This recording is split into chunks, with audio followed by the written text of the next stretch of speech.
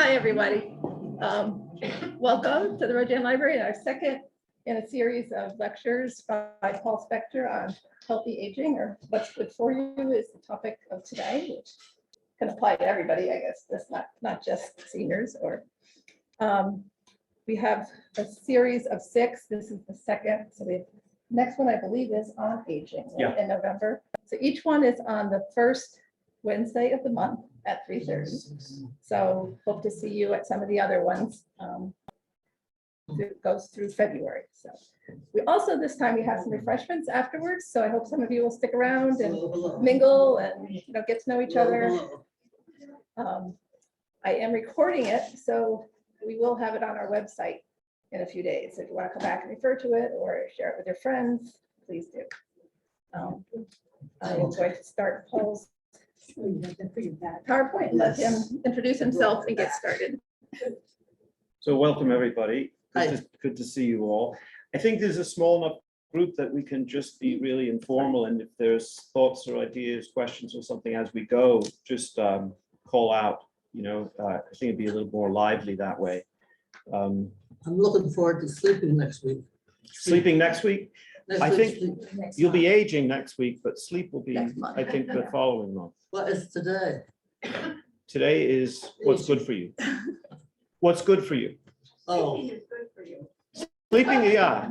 oh, I sleep all the time. There's a lot of overlap in these, but sometimes it was hard to tease apart what would go under which title. But what I want to speak about today is what's good for you, and try to give you some system for evaluating all the claims that you bump into in the media that suggest that something is going to really transform your health or slow aging or things like that. And a lot of it is nonsense, and some of it is bad for you, and then some of it's real. But we'll also talk at one point about how to read a piece of health news and how you can try to assess the validity of it or the meaningfulness of it.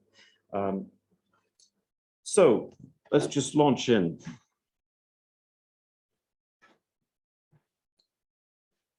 So in talking about what's good for you, we're talking about health, and health is a funny thing because when you speak to people about health, almost always people are talking about illness, right? And it's a funny thing. Obviously it's something that doctors are, concerned with and that you go to when you're concerned about your health, but doctors are really experts in disease, and it's called a healthcare system that we have, but it's really a sick care system. Doctors can be, very helpful if you're sick. If you're not sick, I think it's debatable how much help they can provide, and that's part of the problem with our culture. And if you look at what promotes health, well, first you have to define it, right? But it's often things that have nothing to do with medicine. And have much more to do with lifestyle and things like that. But the question is, if health is not just the absence of disease, what is it? And I wanted to just throw up some ideas. If we were to think about it more comprehensively, it's really, to be healthy, to my mind, would be to be able to do the things that are important to you, that are meaningful to you, and somehow to maximize our capacities. And so these are the sorts of things that I think we can think about. Some of the early ones seem more relevant or connected to medicine, but again, it's usually in terms of there's a deficit, and then you go into the medical system and you address the problem, rather than a preventive model or you're maybe not even thinking about prevention, you're thinking just about maximizing, the capacities of a human being. One very common way of looking at the health of a population is to look at lifespan. And, it's pretty remarkable if you look at how lifespan has changed over the past 100 years. If you go back, as soon as there were records, you never see anything much above, and this is average life expectancy at birth, I have to say. And it's different if you looked at a 30-year-old, even back in the day, but especially now. For instance, if you live to 65, there's a very good chance that you have. I think the average life expectancy is around 15, 16 years, and that's average. It's like George Burns says, if you live, his doctor told him, you live to 100, very few people die after 100. But if you look at the century between 1900 and 2000, there's a 30-year increase in life expectancy at birth, which is incredible. And a lot of that is due to things, again, that aren't medical based, like sanitation, clean drinking water. Then there are obviously vaccinations and antibiotics that make a huge difference. But you can contrast lifespan with health span, which is being spoken about more and more these days, which is the time spent free of major illness, or disease. And there's a debate about whether, the additional years of life that we've gotten is, something that is a gift, or whether we're prolonging a period of disability and, dysfunction. I don't think there's any question that older people are doing more things these days. But there is this model where there's the goal is it's called compression of morbidity, right? So typical aging, if you look at the black line in the middle as lifespan, as we get into the latter years, there are more and more age-related diseases. I mean, almost every chronic disease, the biggest risk factor is age, right? And that's good. I'll talk about this a lot when we're talking about aging specifically, but people are beginning to be able to talk about aging as a disease. That there's no reason why you wouldn't say that the more we understand what's going on that contributes to all these chronic diseases being something you're vulnerable to with age, why? And beginning to approach these things so that we have a sort of arbitrary organization where you go into the medical system and it's organized by either organ system or disease entity. You have people who are, they do heart, or they do, orthopedics, or they do brain, or that sort of thing. But if you think about backing up, when the pathology begins or when things start not working as well, you don't have to organize it into it. The common pathway at the beginning, and that's something I'm going to talk about today, is something that can be approached that would lessen or prevent all of the things that are associated with aging. So here you can see, I mean, the idea is to push the disability and the age-related disease to the end and try to extend the number of years that you have where you're living really well. So I spoke how the biggest problems were infectious disease and trauma. That was what was causing. And now, it's these chronic diseases that are caused by really lifestyle. And the medications we have to address these problems are not working so well. I mean, if you listen to the pharmaceutical companies, they're working great. We have something for everything. I think it's always amazing how they go in sort of like a lower voice really fast over 1 million things that can happen to you if you take these drugs. And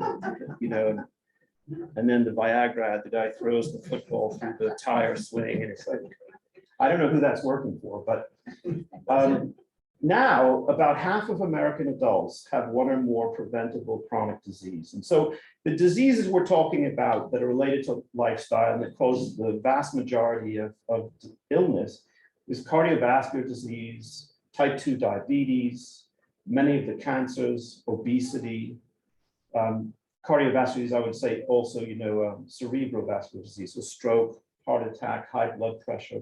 These are the things that are dramatically affected by lifestyle, as we know. So as I was saying, if you back it up before you're looking at a specific organ system, what is the common thread of all these things? It turns out it's inflammation. inflammation is the first chapter in the story of all of these disease entities.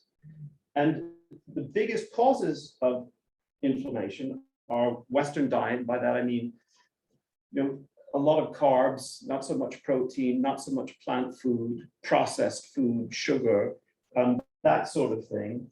Inactivity, which is huge. It's a whole field now, the consequences of sedentary behavior, and it's the same as smoking or some of these other things.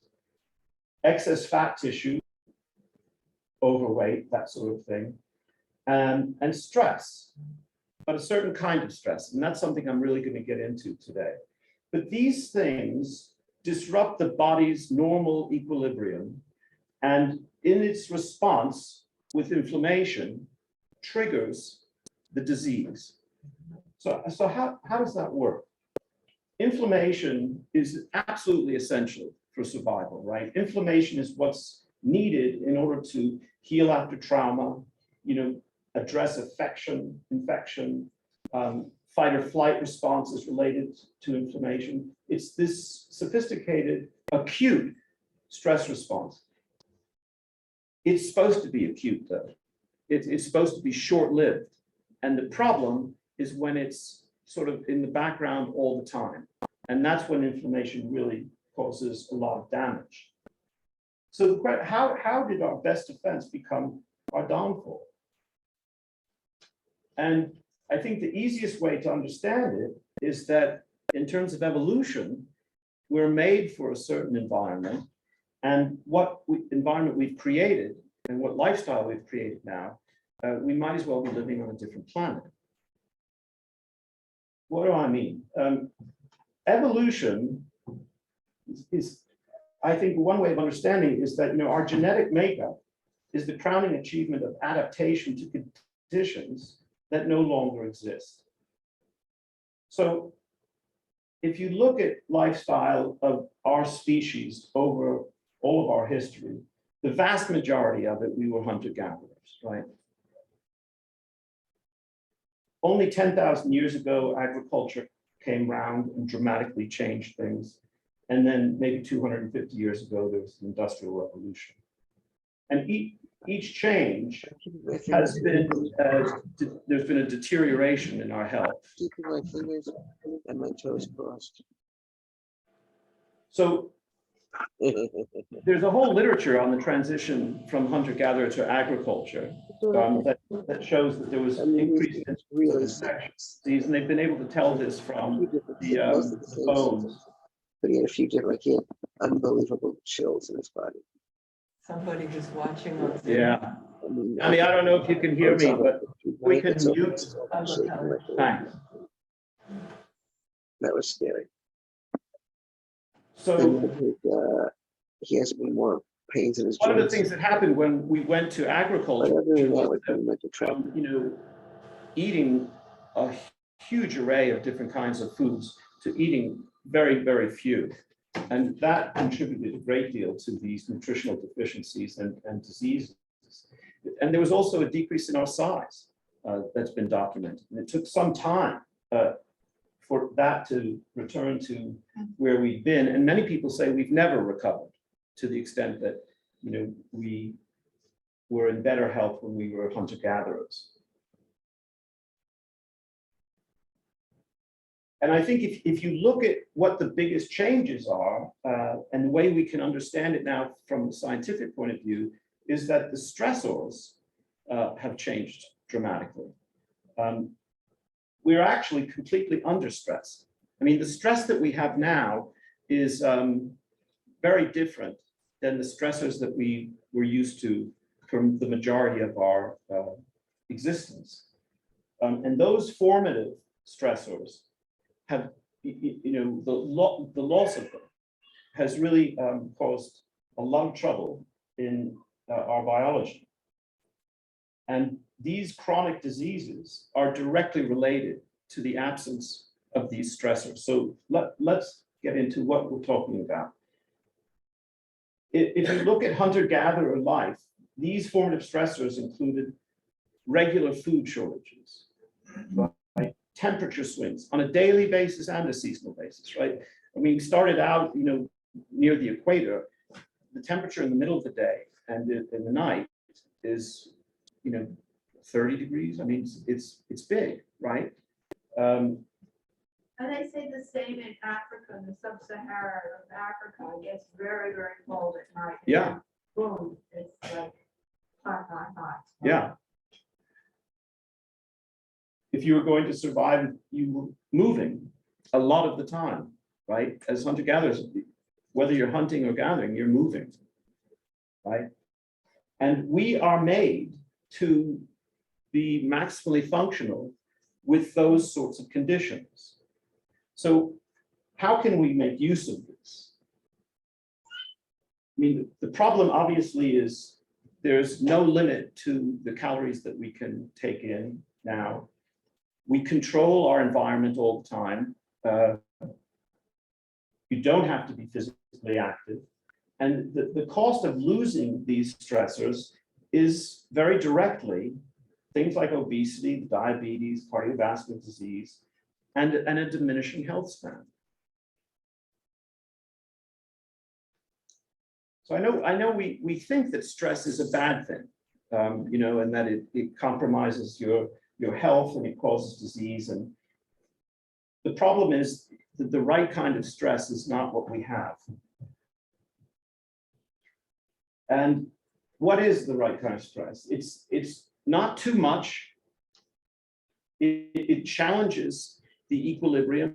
Homeostasis is, maintaining this range, whether you're talking about temperature or acidity or, how well you have fluid, all of these things, heart rate, blood pressure, all those things. But a good stress is not going to overwhelm these defenses, and it results in a higher level of resilience. And the name for that phenomenon is hormesis. And this is something that's been around in the literature for 30 or more years, but now there's literally tens of thousands of papers being written about it, whereas 30 years ago it was less than 50 a year or so. And the idea is that low levels of stress can improve an organism's health, adaptability, and fitness through stimulation of the cellular stress response pathways. And it's an idea that's not new. I mean, Nietzsche wrote, this, what doesn't kill you makes you stronger. And even before, and Paracelsus was actually a medical guy in Greece. The poison is in the dose. And that's exactly right.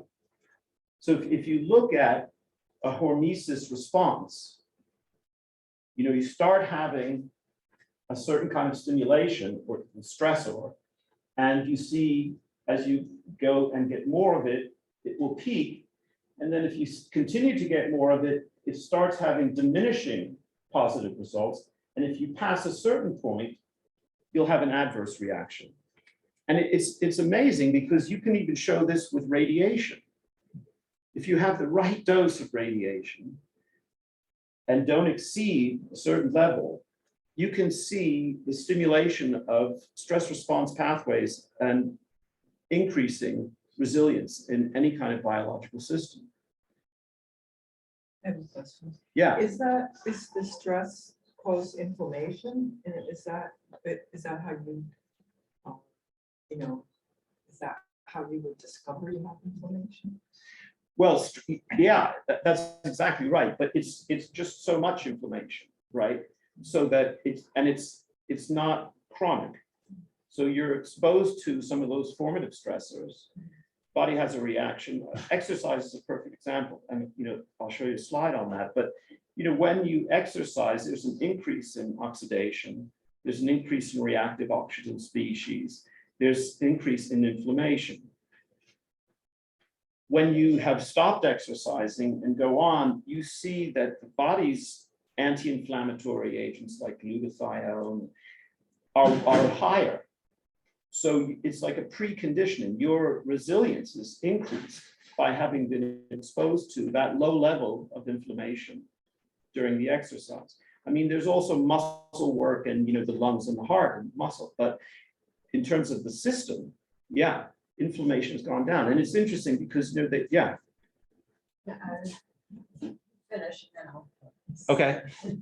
I was just gonna add, these guys thought, well, you know, maybe it would be good to give people who are exercising, I've spoken about this in class, you know, antioxidants. So they gave them, you know, vitamin C and vitamin E before they exercise, which is what a lot of people do. They just take their vitamins in the morning and then they go and exercise. And they documented that there was a lot of the therapeutic effects of exercise were wiped out by taking the antioxidant, the antioxidant vitamin. And it wasn't huge doses. It was, you know, very common, like 500 milligrams of vitamin C, you know. So we shouldn't take vitamins in the morning. if we're going to Well, exercise? you know, I don't think you should take antioxidant vitamin. I don't think that they work. I think everyone agrees on that. And which are the antioxidant vitamins? C and E are the two biggest ones, most common ones. Yeah. But what I was a little Yeah. confused with, you said that humans way back that we now have a diminished lifespan compared to that, but I thought we were living No. longer. No, there's, and you have to take it proportionally. So lifespan wouldn't be, but health span in terms of what was their health just before they died. I mean, they were dying of infectious disease and trauma. But if they didn't have infectious disease or trauma, they were in better health at that age than we are now, according to a So lot of at people. 45, they were better health than someone today at 45. I mean, that's a gross Yeah. generalization, but yeah, I got you. and the reason is because of their lifestyle. Makes sense. Yeah.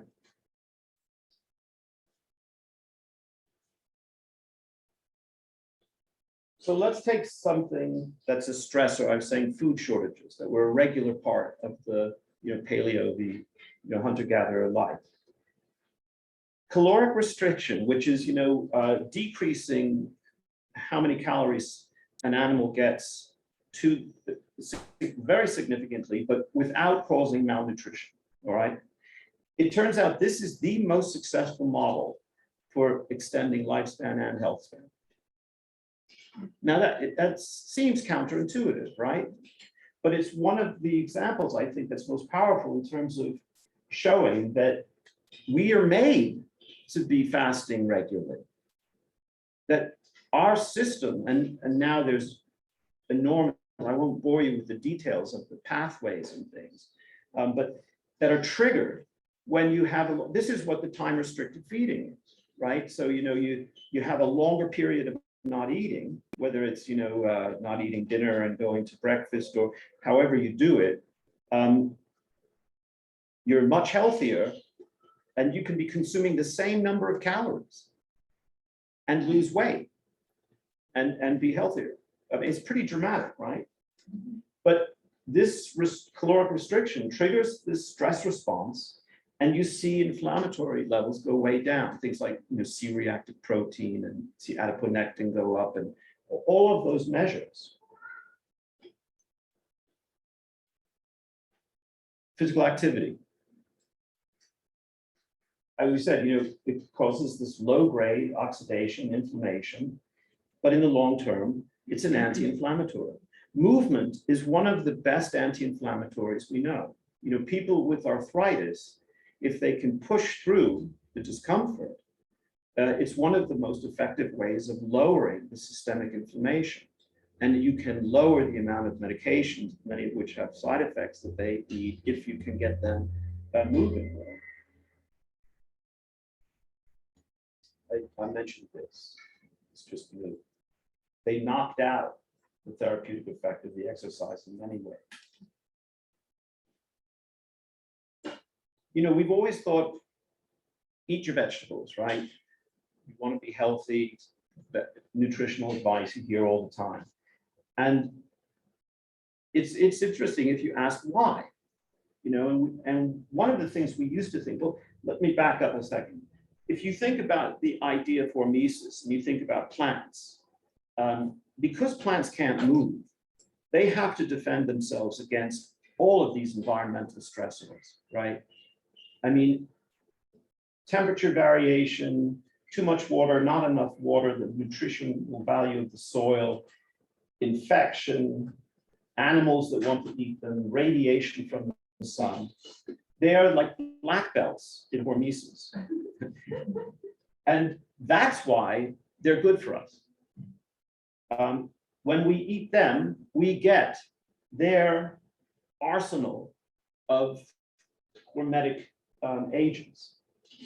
So if you look at phytochemicals, which are these stress response chemicals in plants, when they go into human, they defend against chronic diseases, they extend health span and longevity, and they activate the same pathways as caloric restriction, intermittent fasting, and exercise. Kind of mind-boggling, right? So Paul, that makes me think that plants that are grown like in greenhouses or in like really comfy environments are not as good for you as if they were grown outside. Absolutely right. Yeah. We have done to plants what we've done to ourselves. We've eliminated the stressors, right? We control their environment. We shoot all this fertilizer in. You know, they're not nearly as valuable, and that's why there are some fairly well done studies that have shown that organic farms or little farms where they don't have this industrial almost the crops being sort of in a chemistry lab, those foods are much higher in these phytochemicals that we're talking about. So these are just a smattering of the phytochemicals that we're talking about, that there's more and more research on, and this is their source. But a day doesn't go by that there isn't a paper published on how one of these things is good for you, good for your health, extends health span, lowers cancer incidence, all those things. And first, it was like the antioxidant vitamins. That they thought that they were so full of antioxidants, which they are, but that's not what was making them good for you. It appears as if they do this anti-aging, and health benefits by activating stress resistance and cellular protective mechanisms in humans. The antioxidant, it's sort of amazing to me because there's still a major market in selling antioxidant products, and in the scientific community it's pretty much I don't think there's much debate that you're not going to profit from taking antioxidants. It's a thing that works really nicely in test tubes, but it doesn't work in living systems. And I know people look at me askance, they go, I don't need. Check it out. It's really true. If I may interject. Yeah. I've studied Dr. Agassiz Caston from the South Beach, Miami diet, and I've read every one of his books that came out 15, 20 years ago. He does not believe in supplements. They're not even FDA approved, most of them. Right. And I just stopped all supplements and went up and just healthy. That's all he wants. He's the cardiologist, so he doesn't have to figure out on saving your, doing a heart operation. So he transitioned to food. Yeah. And Dr. Esselstyn that was right down the street here, he's only raw vegetables. Yeah. Do you know of him? Does No. everybody know Dr. Esselstyn in Clover? No. From the Cleveland Clinic, he's pretty world famous. Okay. You can look him up. Yeah, He's will. extreme, but at 89, he was a world Olympian. I don't know what it was. Yeah. He was at Yale, but the point is he switched over to just completely raw vegetables. And Yeah. all he will subscribe to reverse heart disease, and it works. Yeah. I mean, Can you repeat the question, or the people Oh. online say they can't necessarily hear? okay, what's sure. happening back here. I'll do that going forward. Yeah. Yeah, I mean, if you go back to that this is what you're seeing more and more people taking supplements of, right? And I wouldn't argue with it, but I think that there's a difference between, I mean, we weren't exposed to these things historically in the form of supplements, obviously, right? And I think there's a lot to how these compounds are housed in plants and how we absorb them and how they go through our system.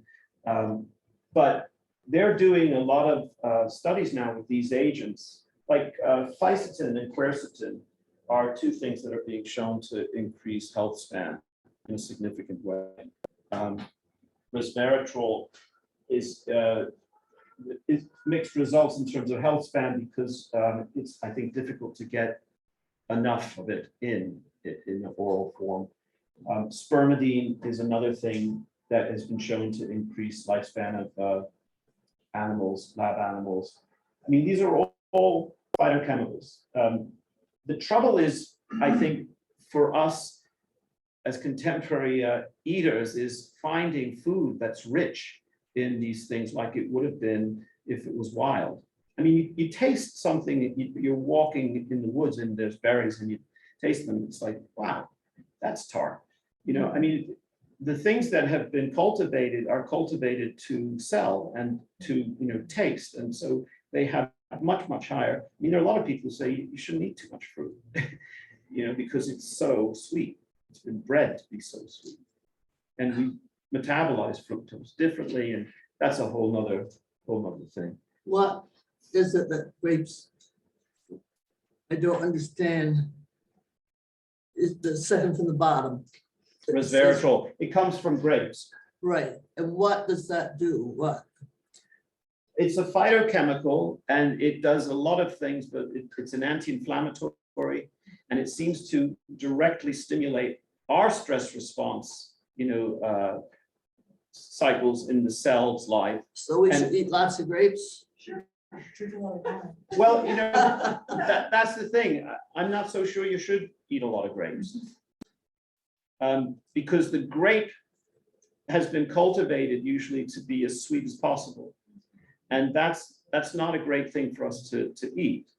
That's the dilemma. You know, what's the best way to get these phytochemicals?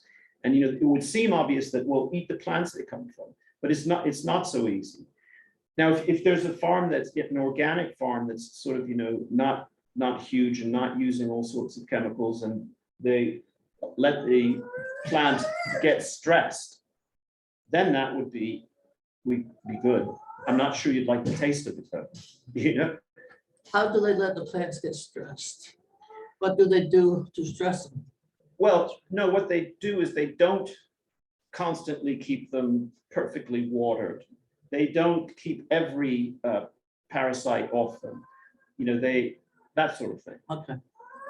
Less protection. I mean, now they're genetically modifying plants so that, you know, some of them, you know, they're not killed by pesticides that would kill them ordinarily. I mean, there's some crazy stuff going on in our food chain, you know. What about the fish? What about The fish that are being. farmed fish? Yeah. I mean, parts of that are really tricky in my opinion. Yeah. But I heard that the coffee, I can drink tons of coffee now and it's anti-Alzheimer's.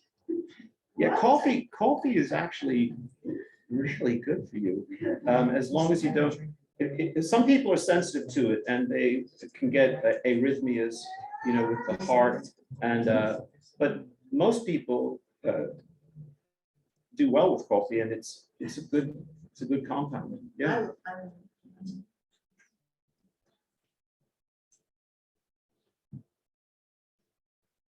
We spoke about that. So, you know, you have to ask, why would there be this ability of people to take in plant food and get the benefits of these stress, phytochemicals?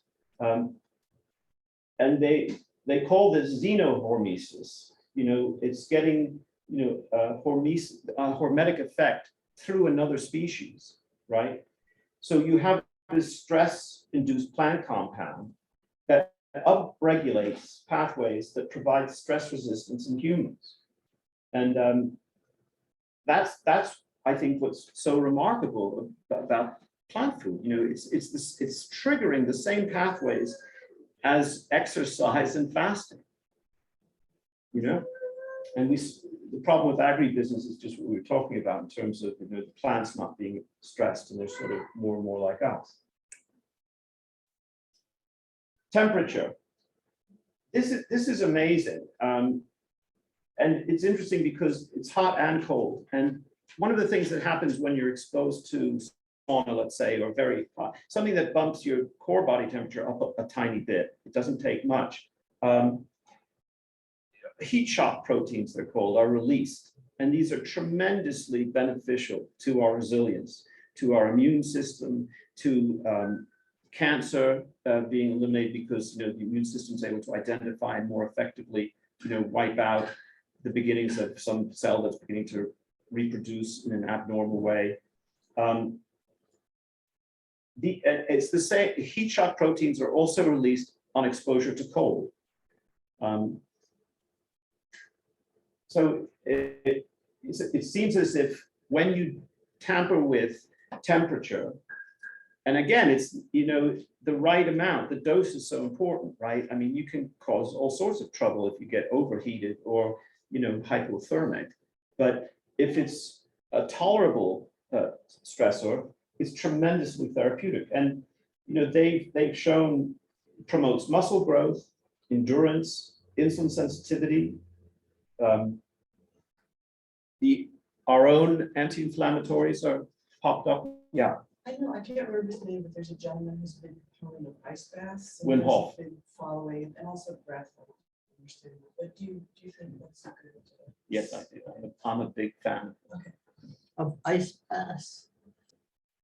Yeah.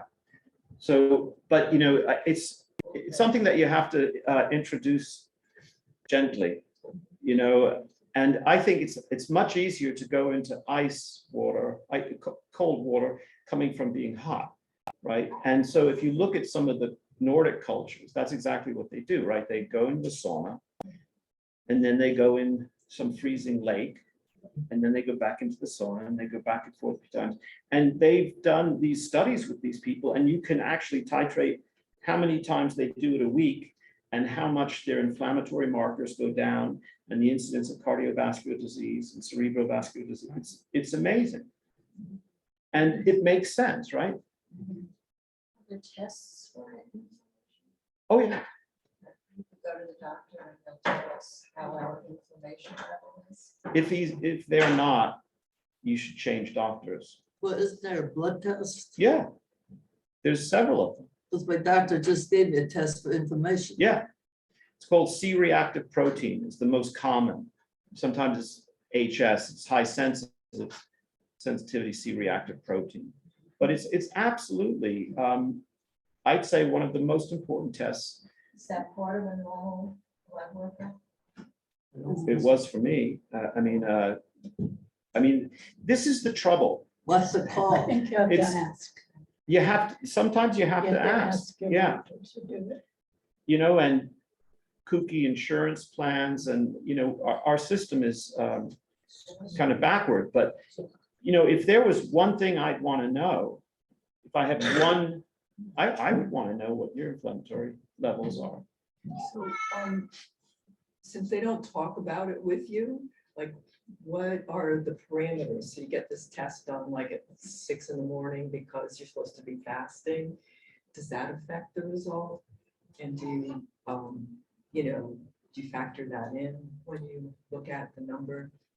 Well, the most important thing with these tests is that you do it the same way each time, because you're basically wanting to see change from a baseline, right? So I wouldn't be too concerned about what time, you know, you know how they say, don't drink coffee before you go.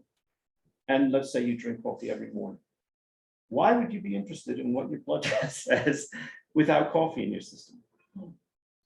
That's not where you live. You want to see what your bloods look like with the things that you do. we've Right. seen. So it's similar with the inflammation. Yeah. Paul, Yeah. when I had Lyme disease very badly 12 years ago, that's what my doctor did constantly for year after year. At least 2 or 3 times, I was always getting the C-reactive protein level, Yeah. always. Yeah.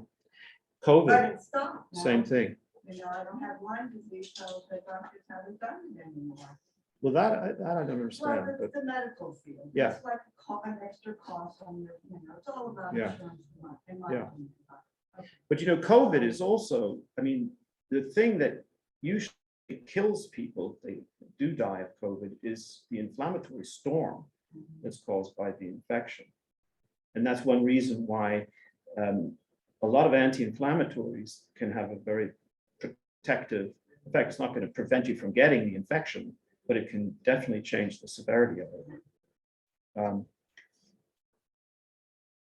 So, you know, it begins to make sense when you think about how we were made, that, you know, our genome is basically made to function optimally under certain conditions. I mean, we wouldn't do to our automobiles what we've done to ourselves. You know, I mean, I go down to the dog park. I have a dog, and I'm talking to this guy, and he's saying, you know, I've got to get here every day. It's a working dog, you know, the breed, and needs to run. And I go, well, you know, we're working dogs too. You know, I mean, we're able to understand it just so far, often to where it entails our changing our behavior, and then it gets difficult. But these are things that you can incorporate into your life. Like if you, at the end of your shower in the morning, just turn it to cold and stay in there for, you know, seconds in the beginning, and then work up to a minute or more. Also, it's interesting, you know, if you want to burn fat, cold is one of the ways to do it, you know, because, you know, well, I'll talk about that at another time. But yeah, it's, and the other thing that happens, you know, when you go from the hot to the cold is the body's working very hard, right, to maintain a constant temperature, right? So you're burning calories, it's working hard.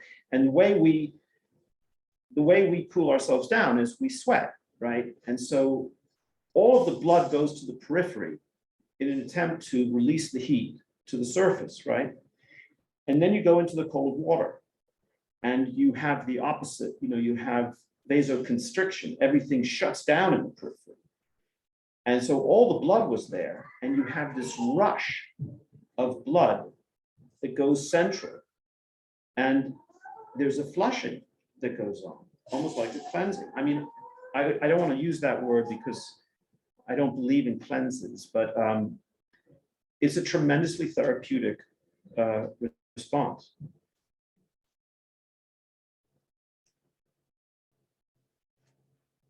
So I think that if we were to have one organizing principle about what's good for you, it's a sort of reevaluation of what health is. We used to think, and this is very much of a medical model and sort of a mechanistic model, that, you know, health is, you know, your heart rate is between this and this, or your temperature is between this range or this, right? And the point is, we can get health by challenging that range, by pushing the body outside of its comfort zone, not too much, but push it outside and let the body do what it has to return to that equilibrium. That is health.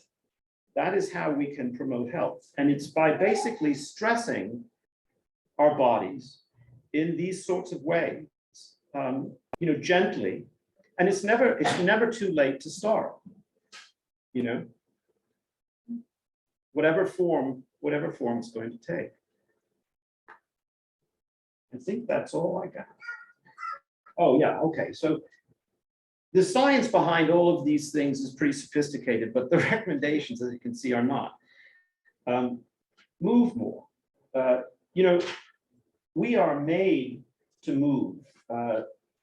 If you look at human history, you know, we were not very impressive and had a pretty tiny brain and everything. And then we started being able to hunt and get meat. And the way we were able to eat meat or hunt down these animals was by, it's called persistence hunting, where they would chase the animal, and the animal who couldn't sweat and had to cool itself by panting. So the breathing and the cooling system is linked in these animals, they would drop. So we basically outran the prey. And there's still to this day, somewhere out west, there's a race between humans and horses. And the humans almost, it has to be long. It's longer than a marathon, but the humans win, And the meat is what allowed a huge increase in protein and calories to allow the brain to develop, and that was the birth of Homo erectus. It's kind of amazing. But, and the other thing that a lot of the sedentary research people looked at was, you had these young, healthy guys go off into space, and they came back, and they looked like they'd aged 40 years. They had a loss of muscle mass that was incredible, bone density. They had a wide gait, the way they moved. And why? It was because they didn't move for days and days. I mean, it's ironic, you check into a hospital and they put you in a bed. It's probably the worst thing you can do to anybody. So I think at the beginning you said that you need to eat meat. So if you're not a meat eater, would that be on this list, like eat meat? Well, if you don't want to eat meat, you could take a protein supplement. But I'm going to talk about, one talk's going to be a lot of nutrition, and it's about weight control and muscle versus fat tissue. And, one of the things that's changed dramatically is our understanding of how much protein you need. And we live in this culture where it's almost become normal that people become sarcopenic, right? They lose a lot of muscle mass to the extent that their function is compromised, and bone density, right? And it's not normal. And the point is we get less good at absorbing protein. And people say, well, I'm doing this pea protein, it's fantastic. That's fine, but if it says you're getting 2 grams of protein in this capsule of pea protein, you're probably getting less than 2 grams, not 4, because it's bound to fiber. It's not easily absorbed. So it doesn't have to be meat. And in fact, if you're talking about muscle, they've shown that there's one amino acid, leucine, that actually muscle has a receptor for it, and mTOR is involved, and it is what turns on, it's what prevents sarcopenia, how protein creates new muscle tissue, or the maintenance of muscle tissue. And that's a huge, huge thing. The other thing is you lose muscle mass, and that's where you metabolize most of your glucose, right? So if you're not doing that, your blood glucose levels going up, and that's toxic. They've shown that high normal, blood glucose levels are associated with significant atrophy in the hippocampus, which is a part of the brain that's involved, amongst other things, in memory as we age. So there's been sort of a prejudice, I think, against muscle because of the people who were in the muscle industry. And it was almost anti-intellectual at one point, but I think it's now being recognized as absolutely essential. And we're really undernourished in terms of protein. Yeah. I was just remembering of the Maasai hunter that you were talking about, our hunter-gatherers ancestors. I mean, if anyone has seen a Maasai hunter on television or anywhere on the web, I can't find 1 ounce of Lean. extra, Yeah. just amazing, lean, muscle, Yeah. but healthy. And I don't even know if they eat meat. I think they They drink the blood The blood. and the milk. Yeah, Yeah. and I think they do eat meat. some meat, but not much. Yeah. But anyway, I don't know, I'm not sure about that. Yeah. I was just reading something, you think protein intake is so necessary for muscle maintenance. And someone was saying, well, how do cows do it? They must just eat, how much protein is in grass? They must just eat remarkable. And it turns out ruminants can convert inorganic nitrogen that there's lots of in grass into amino acids. So they're creating protein. Sort of amazing. So we should shoot more. We're not ruminants though, because it's the gut bacteria in them, and how long is all the 4 stomachs or something. Yeah. So you should get, when you get sleep there, you don't put down how much sleep. Yeah. Well, I'm gonna do a talk on sleep, but we're basically a sleep deprived culture. So I don't one think I am. marker of how much sleep you need is, how you feel. If you're tired, you probably need more sleep or better sleep, right? It's like people say, how do you know if you're dehydrated? Well, You feel fine. look at the color of your urine. So it's a similar thing, but the thing about sleep that's so dramatic is, we've wondered, you spend a third of your life in that state. What's it for? And except for like recharging, blah, blah, blah. And they've found now that you basically cleanse the brain. That when you go to sleep, the intercellular spaces open and the cerebrospinal fluid goes through the brain. And what is it doing? It's like lymph. You know how the lymphatic system goes, especially where there's high metabolic rate. There's no higher metabolic rate in our body than the brain. And there's no lymphatic system. And we never understood it, made no sense. And then they discovered this phenomenon that when people sleep, the CSF, the cerebrospinal fluid, goes through the brain and it washes away all of these byproducts of metabolism that you read about in terms of Alzheimer's and dementias with these tangles and what's the protein? Amyloid. And that's one of the most important reasons that sleep is essential to health. Yeah. And with fasting regularly. So you're talking about that intermittent fasting of 9 hours or something. Yeah, or if you have a window where you only have an 8-hour window of eating. This is one of those things where at different life stages, I would give different advice, right? So for us, I think that we don't want to skip breakfast, because if you're going to keep up with protein, and there's this constant battle between anabolism and catabolism, right? Anabolic is muscle maintenance, and catabolic is muscle loss. And there's a process that's going on as we age where it takes more and more protein to keep that balance, right? And it's specifically in the morning, it's going to be highest because you've been fasting overnight, right?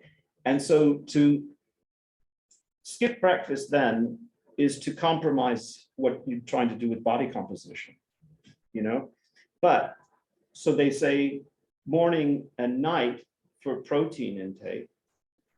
You bump into, it's difficult with lifestyle. I was trying to not eat dinner for a while, Well, socially, that's just a killer, right?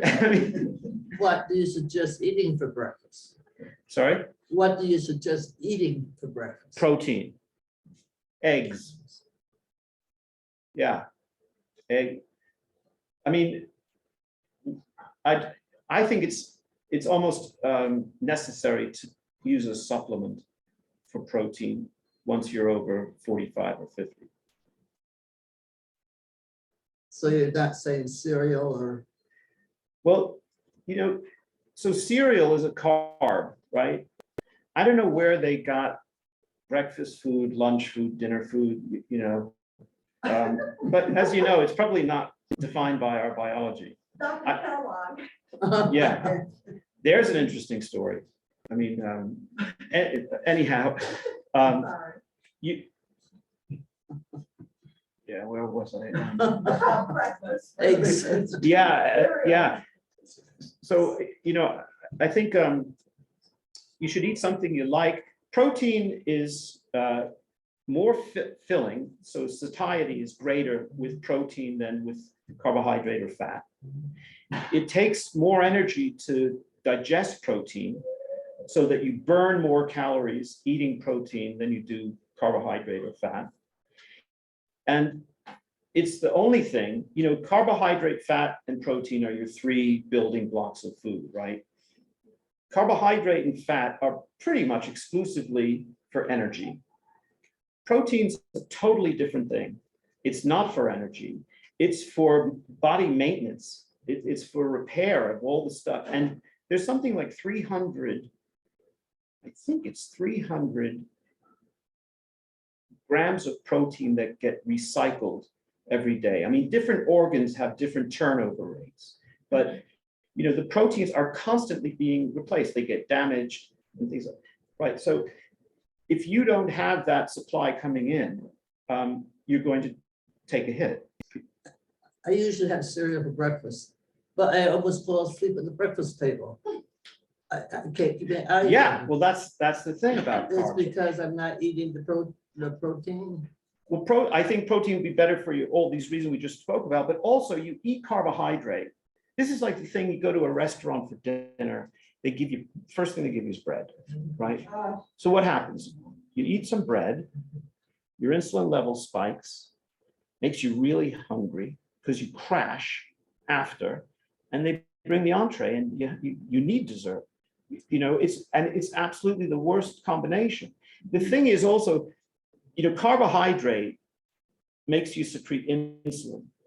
You cannot burn fat with insulin on board.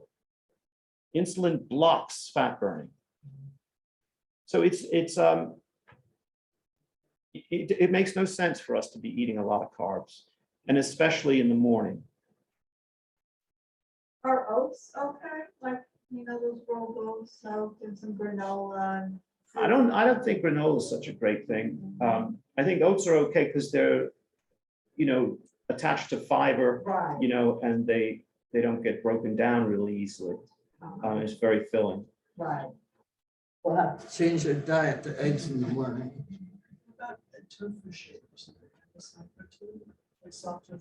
Yeah, it's harder to access the amino acids. I mean, you can look up their charts that look at how readily you can absorb protein and what the balance of amino acids is. I mean, it seems as if there's three amino acids that are most important. Leucine, isoleucine, and methionine. And there's nothing that can substitute. You can't get enough, of something else to make up for not enough protein. So the first part of your lecture seemed to be like a promotion for the paleo diet, but because the hunter-gatherer thing, I mean, like that's their evidence, right? That this is the way we're supposed to eat, not because we were hunter-gatherers. What do you think about the paleo diet? I think there's a lot of controversy over it if you really dig in. There's controversy about when grains first started being eaten. The other thing is, if you say they were eating meat, the hunt was less successful than the gathering, apparently. And so they were eating, and they didn't pop it in the fridge for the next, right? I mean, so they weren't eating as much meat as we thought. And the other thing is the meat they were eating bears little resemblance, I think, to the animals that are being slaughtered and available in the supermarket now. So,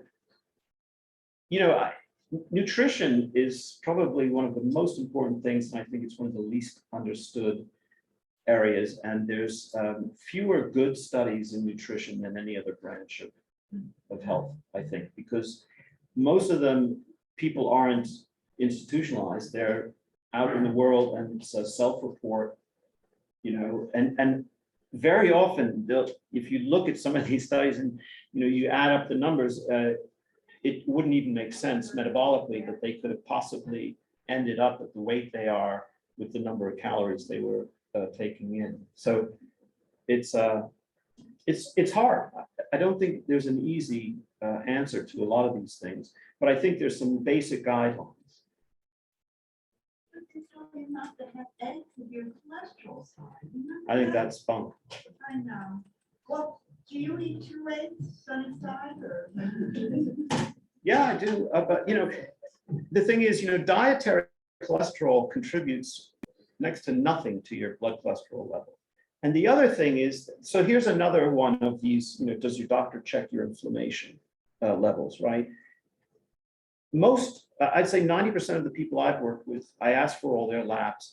They bring them to me, and they are getting a cholesterol reading that is basically from a mathematical formula. They take, it's like, if you want to go on a trip on the highway, you don't care how many people are on the road, you care how many cars are on the road, right? Right. The cholesterol test basically is how many people are on the road.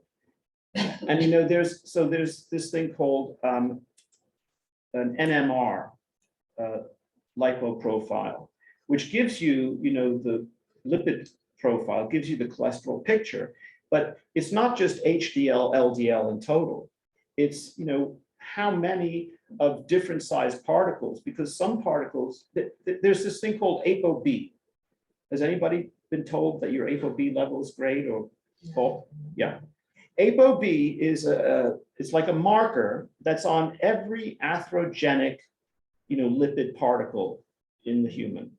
So it is the best marker, simple one-shot deal to tell you what your cardiovascular disease risk is. These are things that, I don't know why, but it takes so long to trickle down from the research world to clinical practice. But look up NMR lipid profile. Take a look, or ApoB, lipoprotein, and you'll see it's not new. It's not new. What was the second one, Paul? ApoB, APOB. And if your doctor's not checking that, ask for it. And we'll tell them you said to. Oh, no, don't use it.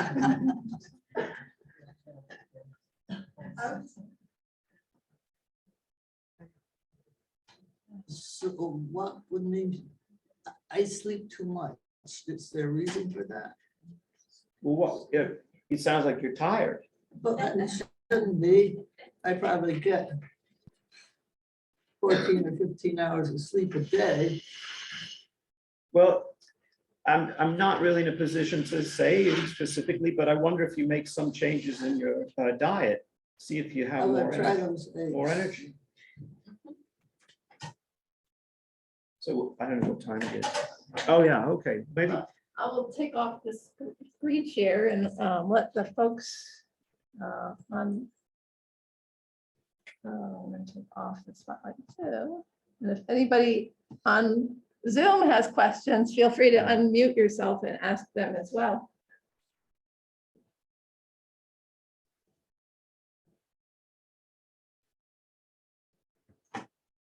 Muted response, yeah. Well, yeah. Do you like more cleanse diets and his recommendations? Sometimes, Okay, so sometimes they seem so product promoting. It feels like an advertisement. That's the Canyon Ranch doctor. Yeah, He was, and it wasn't. yeah. I mean, he's good. I would look at his research articles more than, is it Mark's Picks or something? He's got a lot of books. Yeah, no, but I mean, he has a newsletter Oh, that goes out every week. So what's your recommendation for the protein supplement? Is it the whey? Yeah, Away. whey, Whey. WHEY. Yeah. Yeah. Paul, would you go back and just touch on this D3 D3, the vitamins that you mentioned very quickly, that you don't take them in the morning, or you don't take them, or what? D you can take, Okay. but vitamin C and vitamin E, you know, the antioxidant vitamins, I wouldn't take them, period. But if you're going to take them, don't take them before you exercise. Yeah. What about the, B is important. but tablets, supplements for B, or just get. Yeah, for your folate food? and B12, I think, are two Bs that if you're a vegetarian, Right. I would definitely be taking.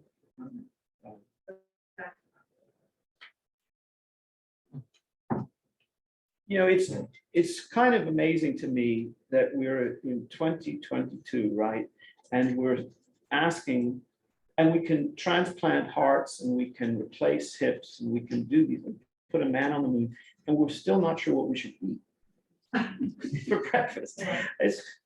It's kind of comical, right? What do you think about the Asian diet?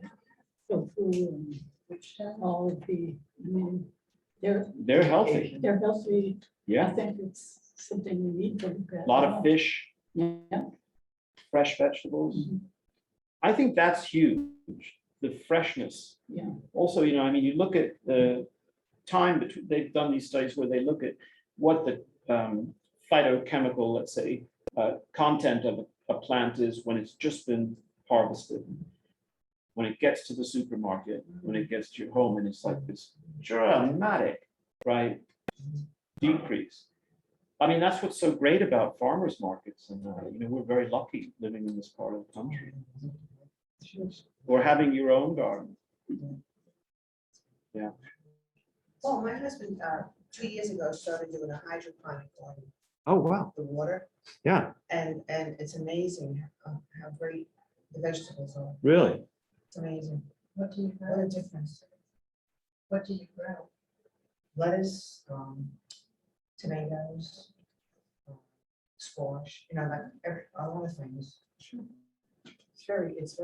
It's what a difference when you go to the store and buy it. And do you do that indoors? Just, he does it in the summer and then we finish, you know, but I that's see. that's it. He's gonna try doing something this year. And he has a grow box in the basement where he starts things, and he's gonna try different things this year. Yeah. Because of what we're hearing with trying to get food and vegetables. That's great. But it's such a difference when you have that fresh. I mean, that, you know. Yeah. Well, thank you. Let's have some food. Yeah, protein up here. We got protein. I And brought some plants. cards this time. I always forget this. So if anybody wants to take a card, feel free.